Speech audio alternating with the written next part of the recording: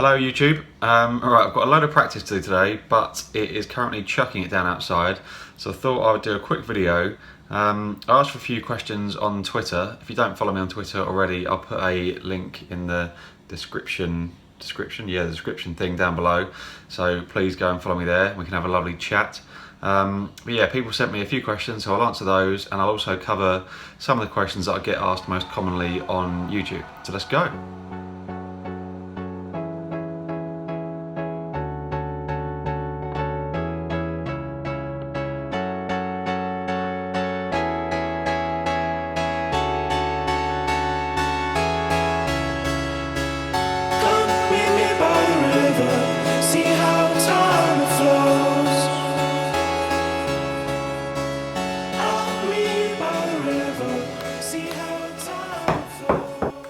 I'm also just making my breakfast. When we age, shed our skin and grow, we shed our layers, spread our wings and go. My heart's an old black panther, corrupted finance, you know. It's a troubled romancer, question with no answer.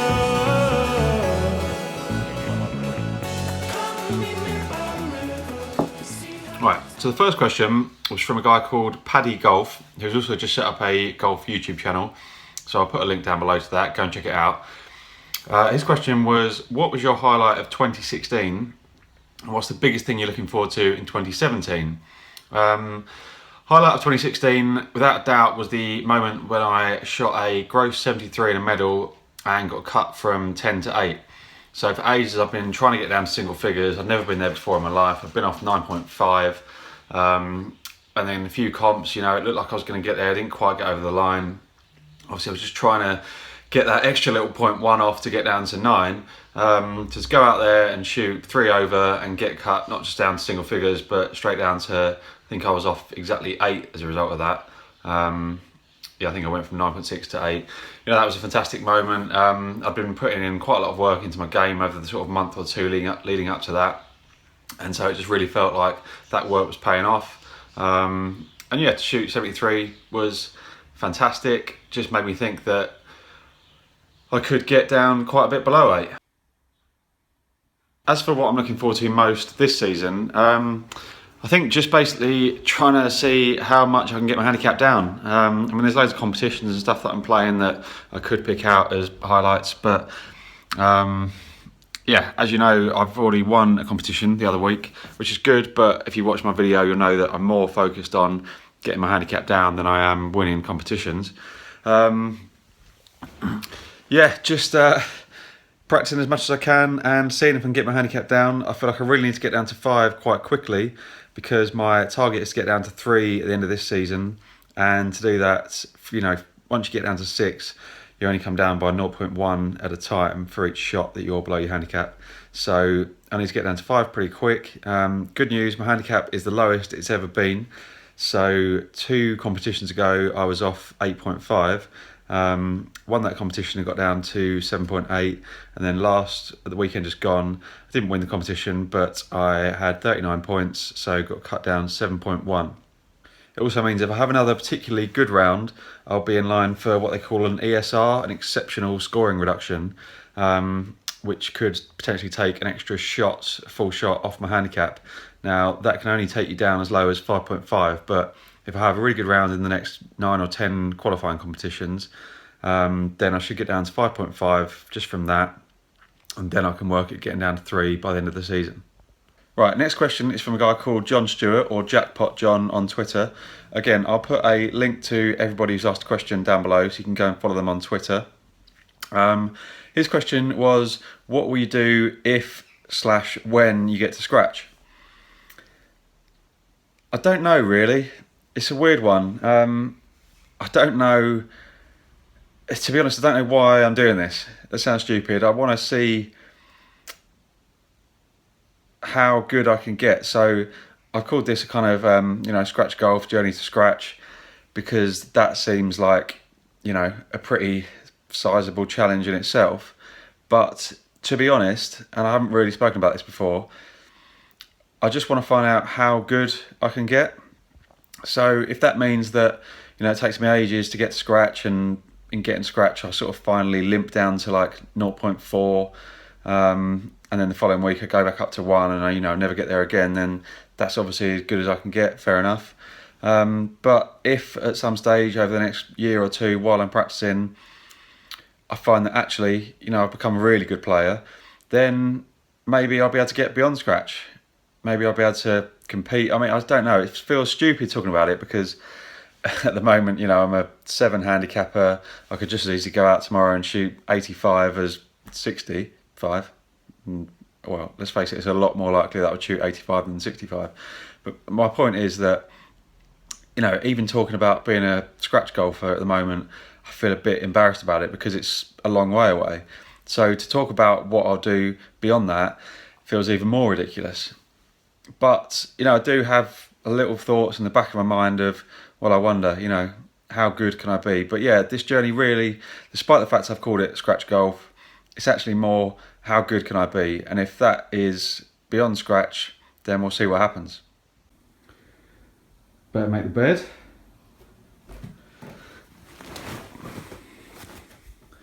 That's that done then.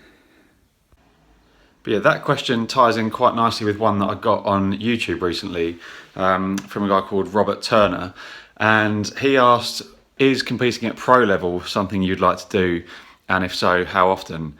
And yeah, like I say, it ties in with that previous question and the answer that I sort of tried to give. Yeah, I mean, I'd love to, but at the moment, it feels stupid for me to be talking about that because I'm so far away. Even to be on like the Euro Pro Tour, which is, so you've got the European Tour, then you've got the Challenge Tour, and then you've got Euro Pro Tour. My hand's gone off there. European, Challenge, Euro Pro. Those guys, to win an event, you've probably got to go out and shoot 11 or 12 under, if not more, across the 3 rounds. So that's a million miles away from where I am at the moment. Like I say, if by practicing and working at it, I think actually I could compete, then yeah, I'd love to go and do that. Who wouldn't?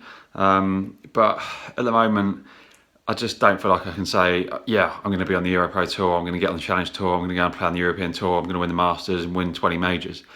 First things first, let's get down to scratch. Right, next question is from a guy called Graham Dick on YouTube, and he said, how do you have time to play that much consecutive golf? I think basically it was when I had done a video about playing 3 rounds in 3 days, and I shot the best scores of my life.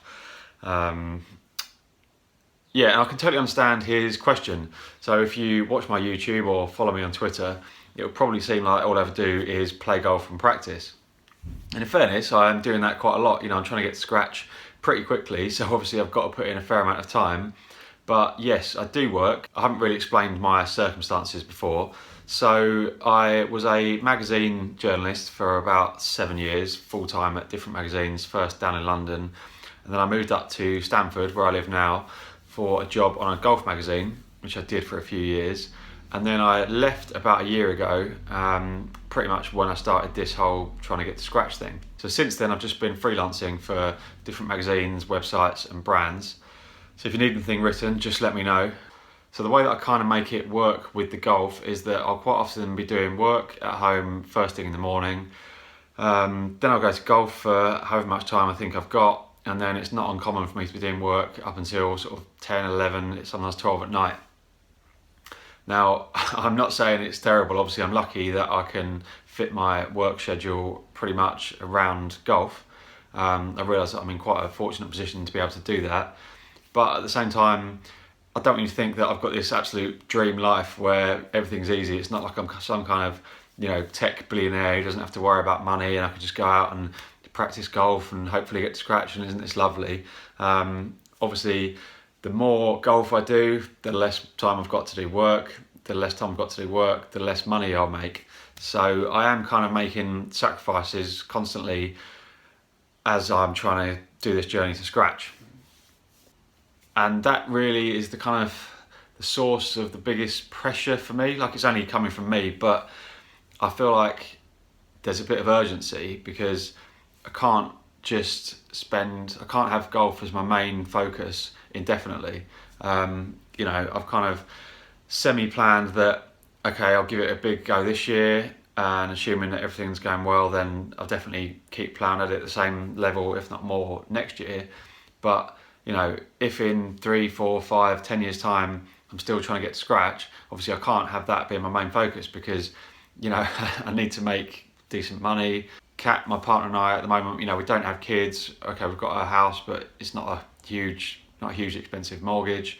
But, you know, those things might change, circumstances might change, you never know what's going to happen. So I can't spend my whole life just trying to get to scratch. I'm going to have to do something else. And also, it's not really as if that once I get to scratch, that's going to be my life sorted. Obviously, getting to scratch, nobody's going to say, oh, brilliant, Rob, here you go, here's a cheque for 10 million because you got to scratch. So yeah, I kind of forgotten what the question was. I don't really know what I'm going on about. I think I'm just sort of giving myself a little bit of therapy while talking to the camera. But yes, I do work. But like I say, I've made a kind of conscious decision really that I'll try to do as much work as I can and enough to get by, but this whole getting scratched thing is going to be my main focus for the next year or two. I hope that kind of answers your question. It probably doesn't. I think I've confused myself as much as anybody else, so let's go for the next one. Right, next question is from a guy called James Whitehurst, who's been sort of, sounds stupid, but one of my kind of biggest supporters really on YouTube and Twitter so far, so I really do appreciate that. It's just nice really, you know, having people kind of interacting and giving you little bits of encouragement. Kind of, sometimes this can be quite a lonely thing because you know there's a lot of people thinking you're wasting your time and you're never going to get there or whatever. Some of that is, I guess, jealousy that they would like to be in the position to give this a go, but which I can totally understand. But anyway, it's nice when people are sort of positive and try and encourage you, so thank you for that. Anyway, his question was, what program do I use to edit videos? I just use iMovie. Some people probably say that Final Cut Pro or whatever is a lot better. I'm sure it is, but at the moment, you know, my videos aren't exactly works of art or masterpieces. iMovie does the job. It's fairly quick. If you want to just make a golf video, my biggest advice really would be not worrying about what camera you've got or what piece of software you're using to edit it, or you know what resolution it's in, or any of that stuff. Just go and make one. Okay, next question is from a guy called David Price, and he asked quite simply, what am I using to add the Pro Tracer to my course vlog type videos? So it's just called the Pro Tracer app. It's the same one that most golf YouTubers who have a Pro Tracer use. And I have been asked quite a few times about it on YouTube, you know, whether it's good, is it worth the money, all those kind of things. I think it's $6.99 now. It's all right. If you're going to make golf YouTube videos and course vlogs, then I think you pretty much need it, because otherwise you can't see where the ball's going, so it kind of becomes a bit pointless. Or it's probably like good fun if you're on a golf weekend with some mates, you know, to have Pro Tracers going left and right or whatever. But don't download it thinking that it's as good as the Pro Tracer that you see on Sky Sports, because you know it's a £6.99 app. It's definitely not. 9 times out of 10, it won't track the whole ball flight on its own. I think it might if it's like a clear day and you get the perfect angle and you hit, you know, a pretty straight shot. But most of the time you have to kind of tell it where the ball landed, and then if it's decent weather, it'll have a pretty good guess at the shot shape. But you'll quite often find that you need to kind of do a little bit of tweaking. Yeah, have you got the app? What do you think of it? Let me know if you've used it or if you're thinking about getting it. Or if there's another one. I mean, I'm pretty sure that's the kind of the main one, but I did download another one before that, which was nowhere near as good. But yeah, maybe there's one that I haven't found out about yet, which is better. If so, let me know. And let's move on to the next question. Right, next question is from a guy called Martin Bedborough, who has also got a YouTube and a blog. It's called 3 Off the Tee. So again, I'll put a link to that down below. He asked 2 questions. The first one is, what camera do I use for filming? At the moment, I just use my iPhone. It's a, hold on. that didn't really work. I was trying to look at the back, but obviously it's in a case, so I can't see it. I'm pretty sure it's an iPhone 6S. Yeah, I probably should use a better camera, but again, I just feel like my filmmaking capabilities at the moment are probably what's holding back the quality of the content more than the camera itself. And also, you know, if I go out and spend 1,500 quid or 2.5 grand on a camera, how much is that really going to help me get to scratch? It's just going to mean that I probably need to do a load more work to make that money. But for the time being, I'll stick with my phone. It's also handy, obviously, it's always with you. I've got a cheap little tripod which I can keep in my golf bag, so anytime I think, oh, this is worth filming, I can pull that out. His other question, so I think he asked these a month or so ago, was what plans have I got to kind of get off to a good start and hit the season running?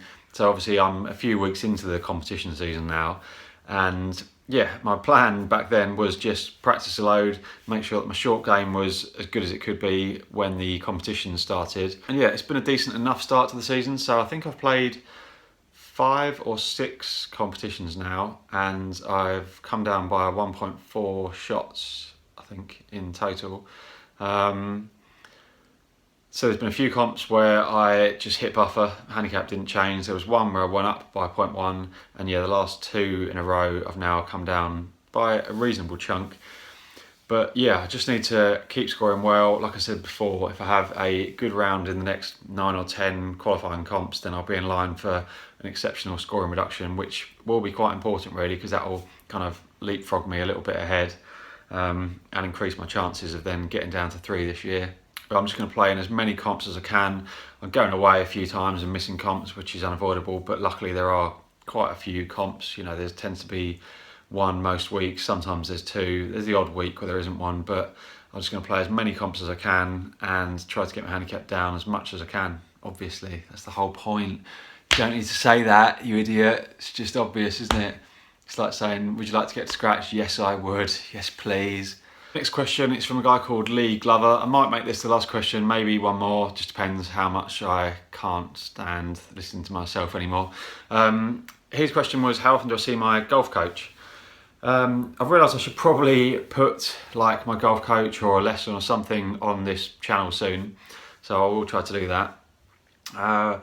Varies really. There'll be weeks where I see him twice, and then might go for a few weeks really without having a proper lesson. Right now, because we're actually in the season and I've got competitions like coming thick and fast, I feel like it's more a case of I just need to be going out there doing the work and practicing rather than trying to change my swing week to week. So I'm seeing him less now. It's just on me really. It's down to me to be practicing putting and chipping, which are the main focuses for my practice at the moment. So I've got this practice schedule, which I mentioned recently. I keep meaning to do a video for that. It's just, I feel like it's going to be quite a mammoth video to do it justice. But I will try to get that done soon. I would say in terms of coaching, if you're going to have sort of lessons to try and change your swing, obviously the end of the season through to the start of the next season is the best time to do that. Right now, if I was trying to make wholesale changes to my swing, which, don't get me wrong, part of me would like, you know, I'll watch videos of my swing and I see things that I hate, and when I hit bad shots I think, well, obviously my swing isn't good enough. That's sort of in the back of my mind, but I know that my swing is good enough to shoot level par or under par if my chipping and putting and everything else is good. And yeah, if I was trying to change my swing from week to week, it would be impossible for me to go out in competitions and score well, which is what I need to be doing, because if I don't get my handicap down by a fair chunk this year, then I'll have to look at whether this whole getting scratched thing is realistic and whether I've got the time to, you know, keep going with it for another 2 years or 3 years or whatever. Pressure! Under pressure. Bum, bum, bum, bum. Yeah, the last question was going to be, is there a particular thing that I need to work on in my game, or is it just more of an overall improvement? Well, I've kind of spoken about that there really. Sort of long term, I feel like I probably need to improve everything by 10% or whatever, including my full swing. But right now, just to score well in, you know, the competition that I've got in 2 days or 9 days or whatever, I just need to make sure that I'm hitting the ball solidly enough so that I'm not hitting any particularly costly shots, and that my short game is bang on. So basically, I feel like if I'm in play off every tee, and I am hitting my irons solid enough that I hit like a fair number of greens, then my score will just come down to my short game. So thanks to all those guys for the questions. I really do appreciate it. You've taken the time to ask a question on Twitter or YouTube. Like I say, if you don't follow me on Twitter, then please do. I'll put a link down there to my Twitter account. If you haven't subscribed to the channel already, then please do. I'm going to make at least one video next week, hopefully 2 if I can make the time. Like I say, I really want to get that practice schedule video done, and I've also got a kind of club test type thing coming out next week. So stay tuned. Thanks for watching, and over and out.